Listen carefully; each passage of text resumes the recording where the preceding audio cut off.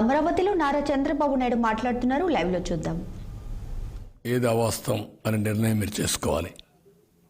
ఈరోజు అందరికీ మాల సంఘాలు వచ్చారు. వాళ్ళు క్లియర్గా 5 ఏళ్లలో మేము చాలా నష్టపోయాం, మీరు చాలా ప్రోగ్రామ్స్ ఇచ్చారు, మేము బేషరతుగా మీకు సపోర్ట్ చేస్తాం అని వాలంటరీగా స్వచ్ఛందంగా మాల సంఘాలన్నీ వచ్చాయి. అదే మరి మైనారిటీస్ వచ్చారు.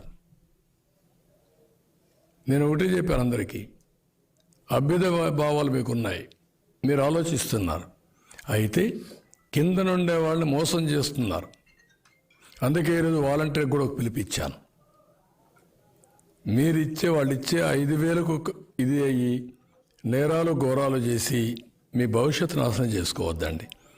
ఎంట్రీ పాయింటే 10,000 రూపాయలు ఇస్తాం, భవిష్యత్తులో మీ స్కిల్ డెవలప్మెంట్ చేస్తాం, మిమ్మల్ని ఇక్కడి నుంచి వర్చువల్ ఆర్ ఫిజికల్ వర్కింగ్కి మీ కెరీర్ బిల్డింగ్ చేసే బాధ్యత మాది. వాళ్ళు కూడా చూస్ చేసుకోమన్నాను. కానీ ప్రతి ఒక్కరికి నేను ఎవ్వరు కూడా ఉద్యోగస్తులు కానీ, రిటైర్డ్ ఎంప్లాయీస్ కానీ, సంఘాలు కానీ, కూటమి చాలా స్పష్టంగా సాధ్యమయ్యే పనులన్నీ చేస్తాం. అన్యాయం జరిగినందరికీ న్యాయం చేస్తాం. మీ భవిష్యత్తులో కూడా ఎవ్వరికి రాగద్వేషాలకు అతీతంగా మేము పనిచేస్తాం. కాబట్టి మీరు కూడా ముందుకు రమ్మని అందరికీ అపీల్ చేస్తున్నాం. అవును, అంటే ప్రతి ఒక్కరికి బాధ్యత తీసుకునేట్టుగా మేము కూడా దేనికోసం చేస్తున్నాము చెప్పడం కోసం ఇద్దరం కలిసి వెస్ట్ గోదావరిలో ఒక తణుకు నుంచి నెడదవోలు వరకు, ఈస్ట్ గోదావరిలో గన్నవరం నుంచి గన్నవరం నుంచి అమలాపురం వరకు ఈ 2 మీటింగ్లు పెట్టాం. మళ్ళా అవసరమైతే ఇంకా కొన్ని కంబైన్డ్ మీటింగ్స్ అడ్రస్ చేస్తాం. అదే మరి ఈ మీటింగ్లకి మళ్ళీ బీజేపీ కూడా నేషనల్ లెవెల్ లీడర్స్ వస్తే వాళ్ళతో కూడా సమన్వయం చేసుకుంటాం, ఇక్కడుండే లీడర్స్ కూడా సమన్వయం చేసుకుంటాం.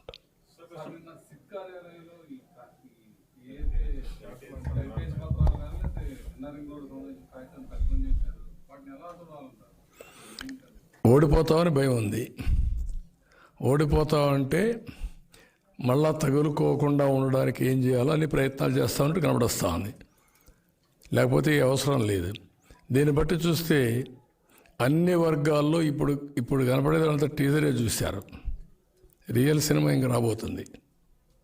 డే బై డే మీరే చూడబోతున్నారు. అది వాళ్ళకి అర్థమైపోయింది సీన్ అంతా. ఎంత దినానికి 1,400 బస్సులు పెట్టిన సందర్భం ఎక్కడన్నా ఉందే మీకు? ఎవ్రీడే 10 కోట్లు 15 కోట్లు బిర్యానీ, లేకుంటే క్వార్టర్ బాటిల్, లేకుంటే హాఫ్ బాటిల్, లేకపోతే వాళ్ళకందరికీ ఫ్రీ బస్సులు. అంటే ఇంత డబ్బులు విచ్చలవిడిగా ఖర్చు పెడుతున్నాం అంటే ఎక్కడి నుంచి వచ్చింది డబ్బులు? కామన్ మ్యాన్కి అర్థం కదా. ఎక్కడి నుంచి వస్తుంది? నేను వ్యవసాయం చేసావా, వ్యాపారం చేసావా? ఎక్కడ సంపాదించావు డబ్బులు? సంపాదించి ఎక్కడ ఖర్చు పెడుతున్నావు? ఈ